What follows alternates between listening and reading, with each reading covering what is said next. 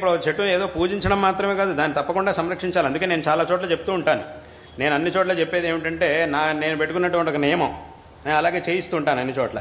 ఎక్కడైనా ఇంకా తప్పనిసరి పరిస్థితుల్లో ఏదైనా ఒక చెట్టుని నరకాల్సి వచ్చింది, తీయాల్సి వచ్చింది అనంటే దానికి ప్రత్యామ్నాయంగా కనీసం 3 చెట్లనైనా సరే ఇంకో చోట నాటాలి. మళ్ళీ ఏదో ఇంకా తప్పలేదు, ఈ చెట్టును నరకాల్సి వచ్చింది, తీయాల్సి వచ్చింది అనేటటువంటి అనివార్యమైన పరిస్థితి వస్తే గనక దానికి కనీసం 3, దానిపైన ఇంకా 10 పెడతాం, 10 నాటుతాం, 15 నాటుతాం అంటే ఇంకా సంతోషమే. కానీ తప్పకుండా 1కి 3 నాటాల్సిందే. ఎందుకంటే దాని యొక్క అవసరం అనేది చాలా ఉండనే ఉంది.